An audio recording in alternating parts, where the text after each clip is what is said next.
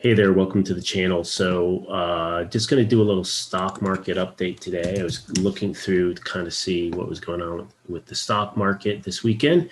I kind of wasn't paying attention on Friday, so definitely there's stuff going on. So if we look at it let's look at the SPY S&P 500. We see that we kind of have a sell-off here. So it sold off on Friday. We have looks like went down about 1.3%. What I did do, I did do some things. This is not financial advice. This is just what I've done. Is I did see that, hey, my consumer staples really were taking a hit. So I did unload those this week because I just didn't want to be around it. If you look at it, see here. Why? Let me look at this for a minute. Oh yeah, I see. I remember what I did. Okay, yeah. So if you look at the consumer staples, gosh, they really took a hit. So it's kind of interesting what's happening in the market. So this is really weird. So you have the SPY like on Friday, like, okay, it's just breaking below this pink here. This is the 50-day moving average. So that's kind of your important shorter term average. And you can see here that, like here it's broken through back down here in November of 2020. But here, like this year, it always kind of comes back up. It kind of bounces off, or here it kind of got entrenched in it a little bit, but then it came back up. So we've been riding this. It's really actually a rather beautiful trend line here that we've been riding for basically much of, this whole year. And so now on the S&P, it looks like we've broken a little bit right here. So now let's zoom in a little bit more on it.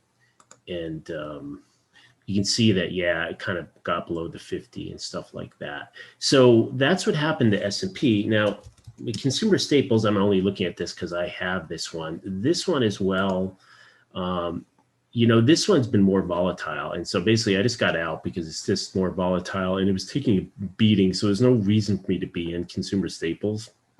So it's interesting. So consumer staples kind of 1.7% took a little bit more of a hit. The Dow Jones Industrial.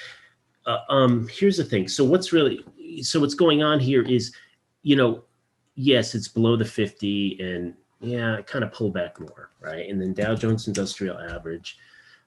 See, this one has gotten well through the 50-day moving average. So conceptually, the way I look at things is relative to the moving average, right? So if I look at what happened here for the Dow Jones, it's definitely weaker. So you compare your S&P, looking at your S&P, we're at just a little bit below our support of the 50-day moving average. Now compare it to the Dow Jones Industrial Average. Please stop being stupid chart. Do as I ask you, please. So similar situation, we have bigger corrections in here on the Dow Jones, but, most of this year we kind of bounce off this average, kind of get enthralled, entangled in it, and we bounce off. But then over here, so we can see over here that it just, kind of blew through the moving average. So what it tells you is really, the Dow Jones Industrial Averages are getting beat up more than the wider ranging S&P 500. So that's kind of interesting. So, why is that? I don't know. That's a really good thing. But what I wanted, let's see, what I'm finding interesting here, and then look at the QQQs, very little correction last week. Matter of fact, had a couple updates. So now we have what's really appears to be happening is what? We're cycling back into kind of more tech stocks. So the QQQs held up last week. So if you compare it once again, if you look at your Dow Jones Industrial Average, got the crap kicked out of it last week. Okay. But if you look at the QQQs, nothing really. It's essentially was up for last week. And it's at the all-time highs. So definitely something's afoot. There's a rotation going on. And one of the things that I noticed as well is if you look at like your NEOs, so let's look at some of these like weird like tech guys. This is like the EV play. This thing had turned around and it had hit this low in here and it was working up and it continued to go up this week. So it really just continued to go. And then if I look at like the other one, I was looking XPEV, you know, as well. This one I had, you know, been looking at this, and yeah, you had this downtrend. You could try to figure out how to draw it, whatever. But basically, what happened is, you know, you found these lows, and you know, it had just gone, and it continued to go. It really just continued to go. So this thing is running. So, and then you can see it in the wider QQQ index that, hey, you know, the technology seems to be going. So what's happening, it appears that there is definitely a shift back from back into technology, various forms of technology there. So, and I see this on the RK too. This one here, I actually have a little bit of it, and I had actually sold some, but yeah, let's look at the 6 month. Yeah, so here as well, if you look at it, you know, we had this downtrend, and I had pointed out in previous videos how, you know, basically it broke the downtrend. It kind of had, yeah, and see how cool that is. When that happens, it's a really nice setup, because basically it bounces off, comes off that downtrend line, and then puts in a strong day and breaks above. So now it's a run. Now, then it also, if we look in a little closer, it kind of did the fake out, right? So this is another nice setup to get in, because what's really happening here is, I want to do spotlight. Okay. Yeah. Because what's really happening here is, you see that it came up and boop, boop, boop. And now it's at the 50, everything's converging, right? You have all these averages are kind of converging towards the upside. You have this hammer, and then you had this really strong day the next day. So this thing, I have a little bit of it, but it's kind of a nice setup. See, because this gives you entries. See these entries? You had this pullback, and when you come to the new high, you can enter. And then you had another opportunity here, pull back, enter. But what's happening behind there, you know, what's happening behind there is that, why do things not do what I want you to do? Yeah, so what we see is, you know, you had this come up here, boop, like this. But the thing is, because you had these little pullbacks, right? You had this little pullback, down day, and you put this hammer, so you have like a buy point there. And then when this pulled back, you know, you could basically put somewhere in here, say, okay, when it comes, if it comes back up above here, you buy. And so you get these buy points. So if you look at that, there's, you know, this one gave you some opportunities to buy. When you look into the details, there was some opportunities to get in there. Now, if I compare it to XPEV, it's a little more difficult, because like this thing turned. So looking at it here, like, hey, it just, you know, put in a low here, it turned, you had your downtrend line coming in somewhere down there, and it just straight gave you very little opportunity to buy in. Now, yes, up in here, you got a couple points. These are like single day kind of knockouts. This guy, I can't remember what his name was, but he has kind of like the really high speed trading stuff. And that's what he'd call this, like, you know, hey, you had a down day and buy if it goes above the new high. And you had some of these opportunities, but they're much more difficult setups here, because it's kind of just running. It's kind of just running. So this is a case where maybe, you know, it's like a maybe. It's like maybe there's really no good place to get in. And the problem is, you know, you don't know what's going to happen next, right? So if you go in there, you say, well, I'm just going to buy it now. Okay, well, you just buy it now, and then it just goes, you know, you have no setup on it. So that's the only thing. That one gets really hard. So, you know, if these guys, whoever's buying this thing, give a little opportunity, give it a down, you know, if you're pressing the bars up all the time, give it a couple down days, you know, give us a little hammer like this, and we can say, ooh, let's put a buy point here.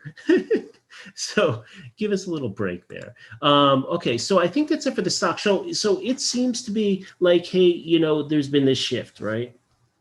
A little bit of a shift, you know, we're shifting back towards tech. I guess, you know, one of the things, you know, because the Qs are holding up, Microsoft, some of the mega techs, I guess Intel isn't a good one. Amazon, let's see.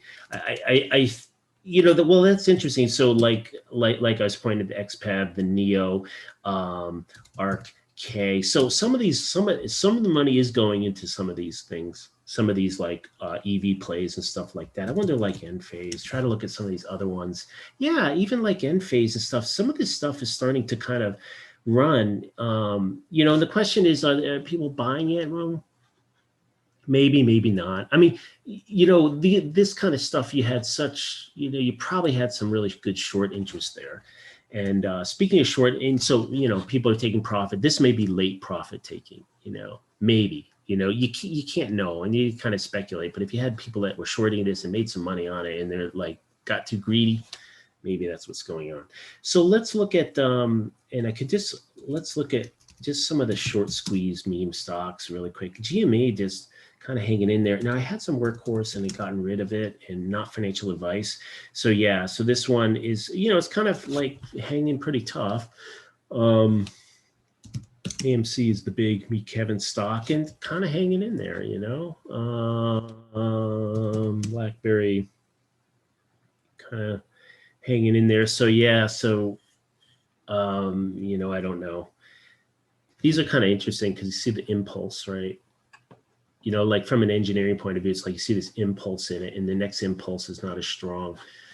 You see this in some of these. Like if we go to the one that started all this, GME, you know, you impulse high up to 500, you know, and then following impulses, and then it kind of fades, and another one. And this one, gosh, it really did get to this high, but it didn't get to this high here.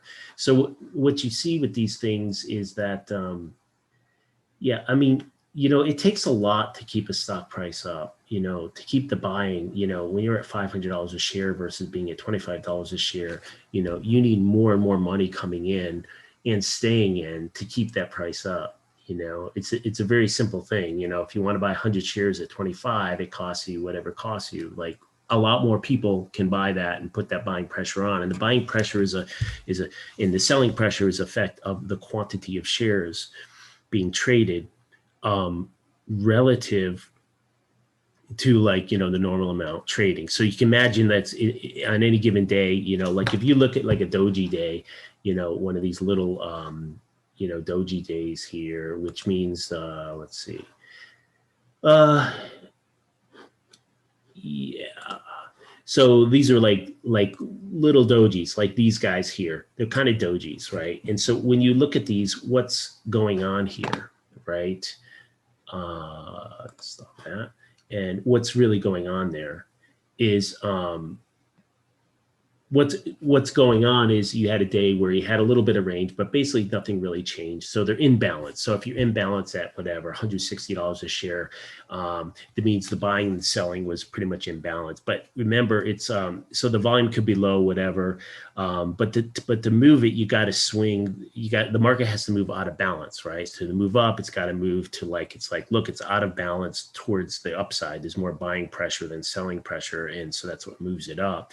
But it takes more and more dollars to do that. So if for example, if you said, hey, if I need an extra, you know, 100,000 shares of volume, of buy volume, of pressure, of willingness to buy at higher prices, you know, that 100,000 shares at 160 is much less money than 100,000 shares up here at 300. Right? Twice as much money is needed to push it. So that's the only point I'm making. So that's why it gets really difficult to keep them sustainable. And you know, you have stuff like when you have penny stocks, and you have stuff that like, you know,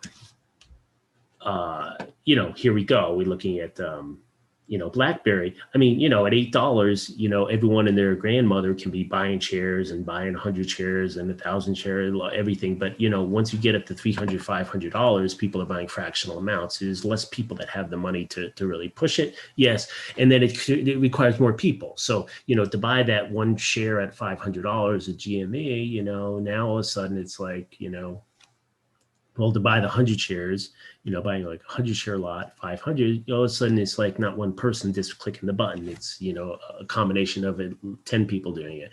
So that's kind of something to keep in mind.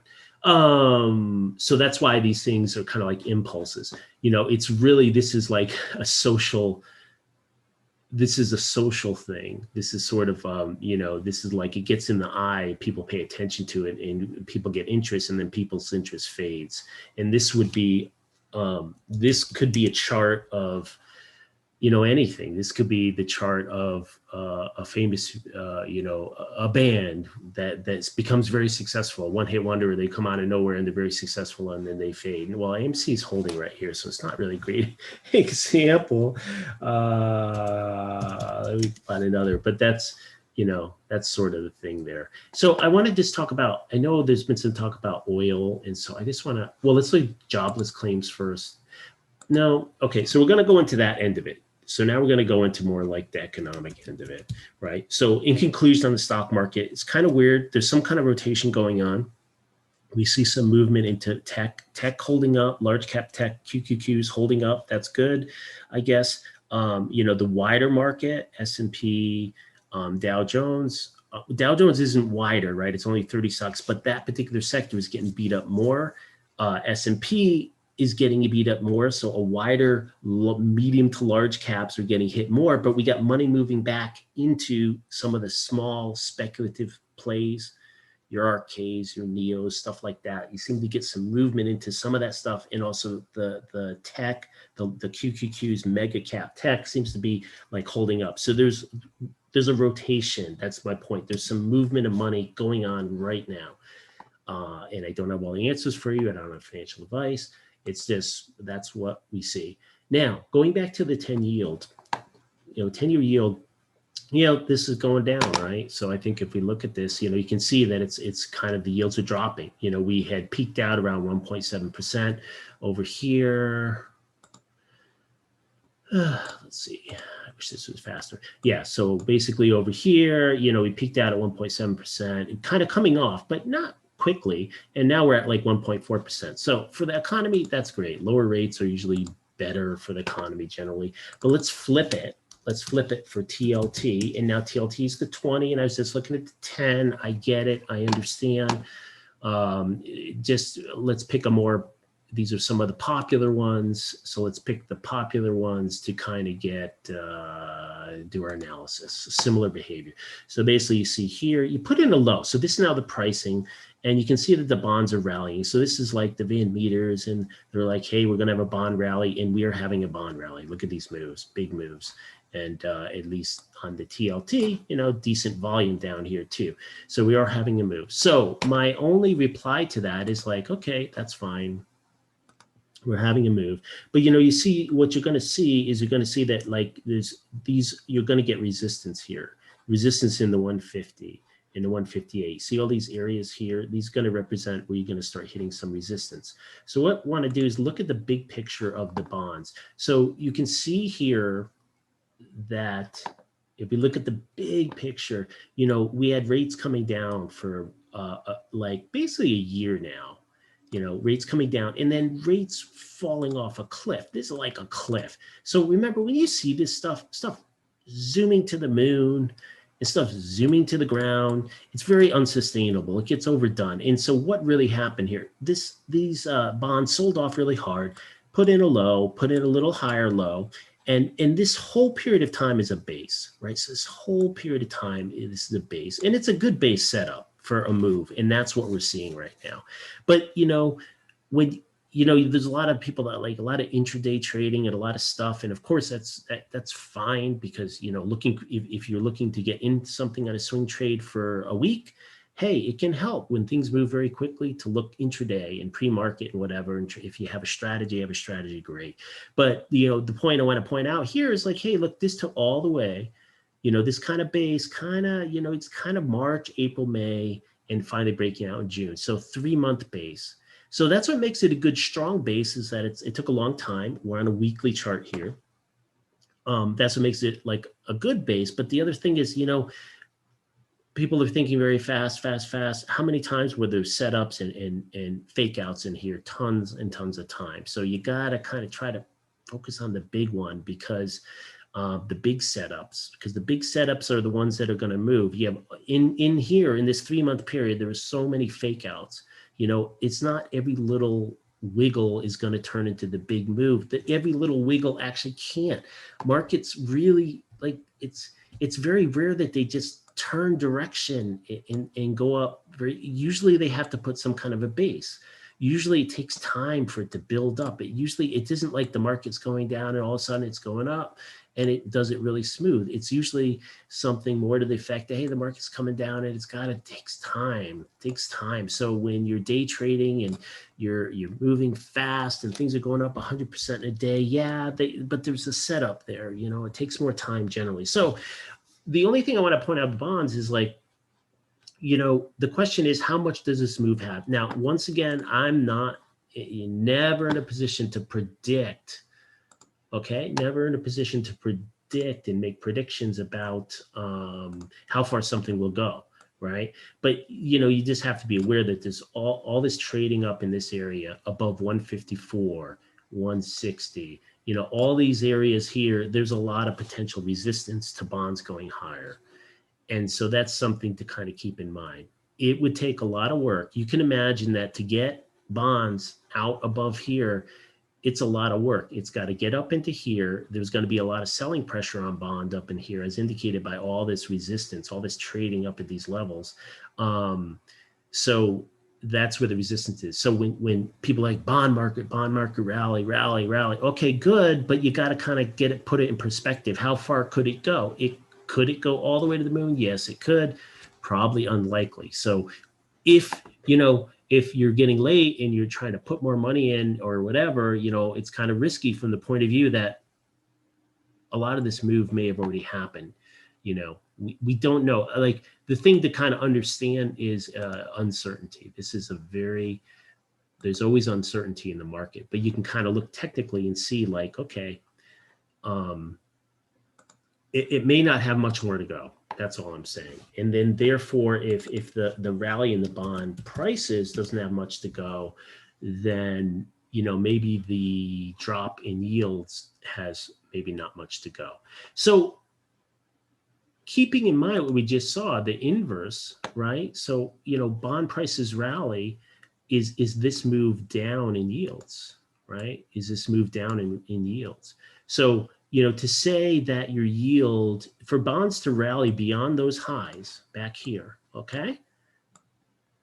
When you look at that chart, you're saying that these yields have to come all the way down here and they have to keep going to break out. So, I mean, it's a very tough call.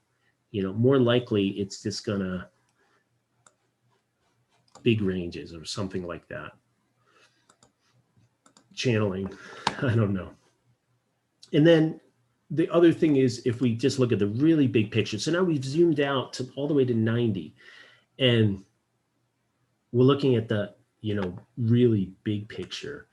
And what you see is like, look, with just a huge type of a channel kind of a deal that's been going on of falling interest rates going back to the 90s. This is 1990 back here. So, you know, this is the big picture.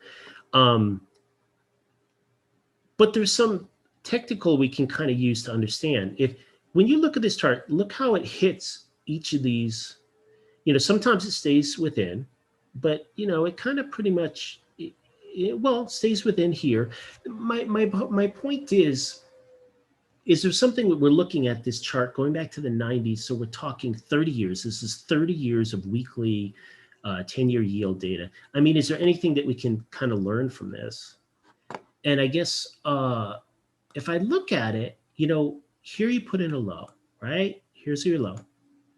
But look at this. We put in a low here, and then it came up. So in this all 30 years, you had a very significant excursion to the high side in yields that we haven't had. Now, yes, yields were higher. Of course, yields were higher. But the point is, this really broke that downtrend line.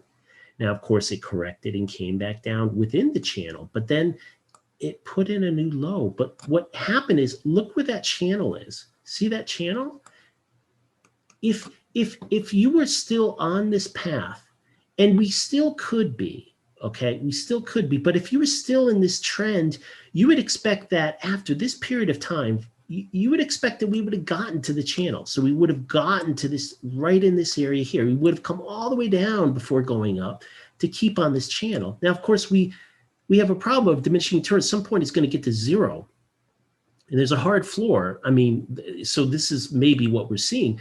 But so my point is that this excursion here and this excursion here, not going down to that channel, actually becoming significantly far away from our descending channel, and just acknowledging that our trend lines that we draw are arbitrary, are actually arbitrary, but it's just a tool we can use. You can start to wonder, you can start to wonder here if there's a change afoot. And I'm talking about a change on the scale of decades, right? Because you had this channel, this is this blah, blah, blah, blah, blah, just going down, working its way down, working its way down. Sure, periods of rapid rise, periods of rapid fall. But this was really the game changer back in 2018, 2019. That was a game changer for the rates to go that high on this.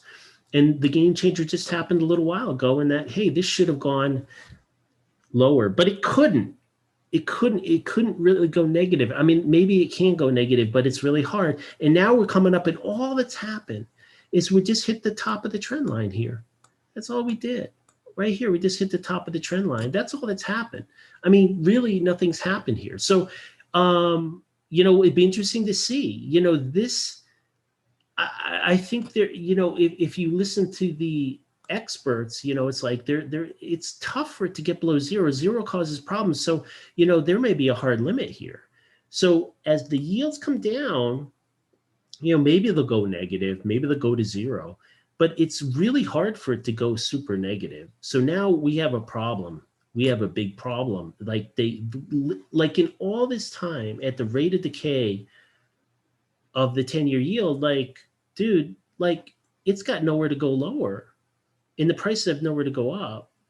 And so now, like, something's got to give. And the question is, what's going to give? That's really interesting because I never looked at this. I've looked at this many times before, but look at this, 5 bips. That's like almost zero, right? So this is, is that 9% or is this, let's see. Yeah. This is like 1.5%, 1%, 0.5%. I mean, we're just right at the floor.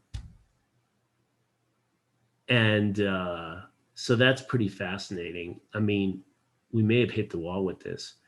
So, I mean, if you're looking at it and you're looking for a bond rally here, if you're looking for a bond rally, yeah, you're going to get your bond rally, but there's a limit. There's a limit to how far this can go. And it's a very weird, it's kind of not so linear when it's like, okay, the pricing gets to the point when you get to zero, at what point do they go negative?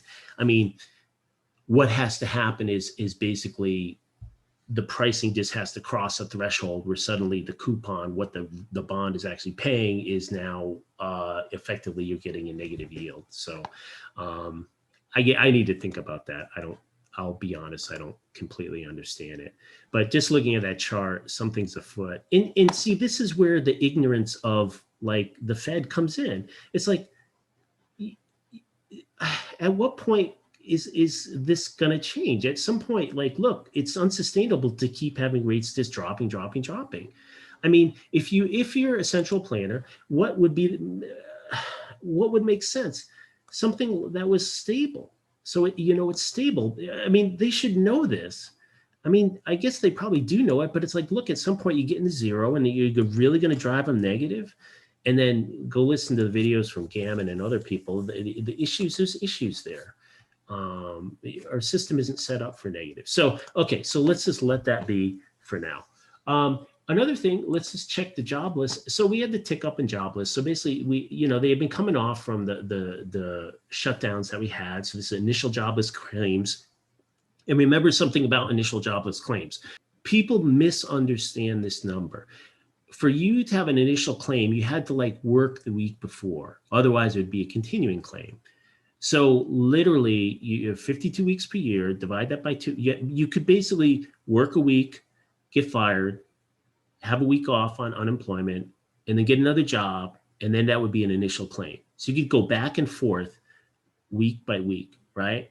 So basically you could be counted in the initial claims, 26.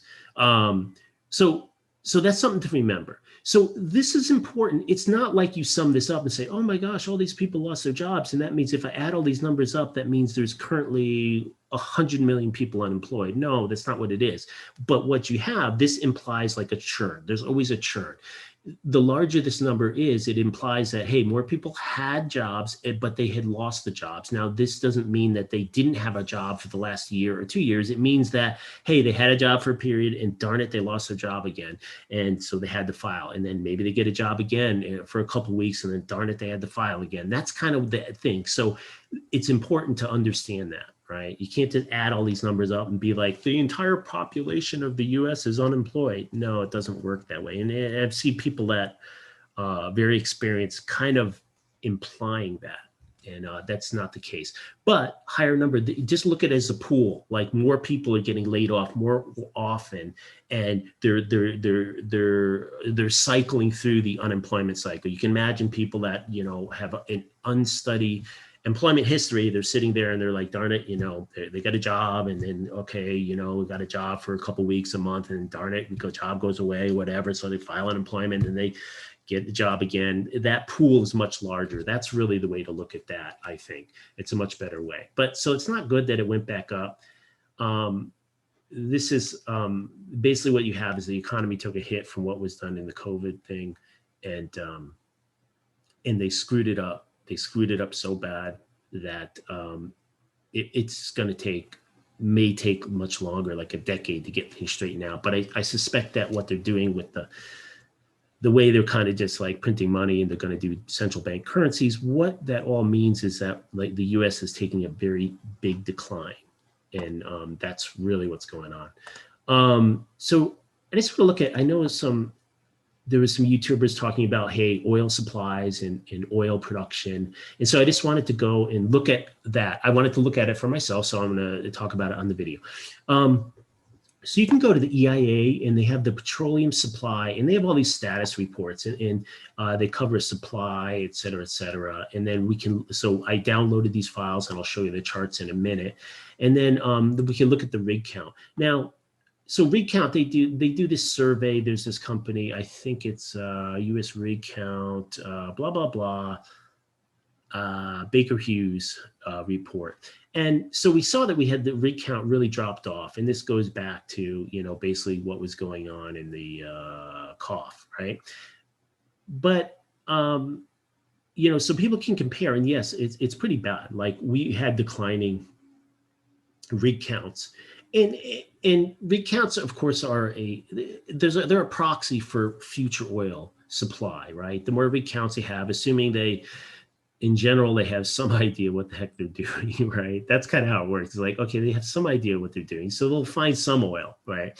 But I've invested in oil wells, and trust me, sometimes it's like P&A. You're looking through the daily report, and you're like, what is P&A? What is P&A? And you're looking up, plug and abandon, and then you abandon, what? And you're like trying to call the guy, and you can't get a hold of the guy who sold you the investment, because of course they don't want to. They just like, well, we gave you the status. Let's do this. Yeah, so that's what that drop off was about. But the thing is, it's coming back, albeit slowly. But so the rig count is going up, but it is going up slowly. And so, you know, there's a perfectly, you know, reasonable thing that, yes, it could very well be that there is a supply shortage maybe coming, because, you know, if this rig count doesn't get up fast enough to increase production, maybe that's an issue. So now we go back to the EIA supply reports, and we downloaded these, and we're going to look at this. So let's look at data one is our stocks, including the SPR, which is the Strategic Petroleum Reserve. And this is called the, oops, I screwed that up. I see what I did. Meeting controls. Hello. Okay. I'm going to do this, new share, and I want to share this one. Okay, hopefully we can see this. Okay, good. Yeah, so now I'm looking at I downloaded the spreadsheets, and I like to download it so I can get a decent chart. And so we're gonna look at two different things. We'll look at here the oil stock, excluding SPR, which is the Strategic Petroleum Reserve. That's where we have in these caves, these salt caves or whatever, we just store tons of oil. And I know people you know, environmentalists kind of hate that or whatever, but it's like, look, you have to have oil. I mean, we've dipped into it here and there. But, you know, the reality of the thing is we still need like billions and billions of barrels of oil if you just need it. It's just no way around it. So I don't know what's going on. If I look, I'm going out to 2001 November. Now this chart goes out all the way back to 82, and I've just cut it to the more recent time frame. Now over here it's 2020, and yeah. So over here it's 2020, but trust me, it goes all the way to the most recent 2021 data. So you can see that there's big drop-offs of production, but it takes it out of context. There's volatility, let's call it that. You know, if you go back, you had kind of flat going out for the last couple of decades there, and it's been on a rising trend. Look at this rising trend. And yes, the stocks just went over the top. You know, we had these large spikes in the tops and they're pulled back. But even if you look at it, and you know, you try to draw a trend line, like, okay, we still have an uptrend in the stocks, stock of oil. Yeah, you had this rapid pullback and recently some more pullbacks and stuff, but you're still, even here, now you're on a higher trend. So there's plenty of oil there. That is what it seems to me. Like you can look at it week over week or month over month, or you can look at a, you know, week over week, month over month, something like that, and see like, wow, massive drop off. And some of these drop offs may be the largest in the history. Oh, that's the biggest drop in oil supplies or oil production, whatever. But in the big picture, we're still very high stocks of oil historically, going back into 2000, going back 20 years, we're still high supplies. We just had way too much. And then let's look at the other one here. So that was the stock. That's the supply, how much oil stock we have in storage. And then we can look at the other one. Here's the field production. Okay, so this is the field production. Now it kind of should go along with the rig count, but apparently not exactly. Once again, you know, we have, you know, I'm going back to 2000 here. You know, you have drops and stuff, but you know, there's like huge supply. So this 2000, 2012, this is like the US. I assume this is a lot of the fracking stuff. I mean, the US, like weekly US field production, we produce a lot of oil. And then of course it dropped off a cliff. And we do have these spikes down. But once again, keep an eye on this. Look at, this is where we're at 10,000, call it 11,000, whatever that is, 11,000. So that would be 1.1 million barrels per day. We're still really high compared to our 6 million barrels per day. So whatever these numbers are, it doesn't even matter. So the point is, this is where we're at. So if you're like panicking that oil is going to go to whatever because of this, it may go to whatever because of all the dollars being created out there, devaluing what the dollar buys, including oil. But in the big picture, it's like, come on, like we still have plenty. Now, the rig, in the end, the rig count is coming up. Now, if you're making the argument that, hey, the rig count is not coming up fast enough, and so, you know, you can kind of see that, hey, this is going to come off more. Our production is going to come off more because it's not coming enough. That could be the case. I can't say that it's not the case. But there is the other argument that, hey, look at, there still is a lot of production out there in the US. Now, the question is for other countries, you know, I don't know. All right, well, that's it for this one.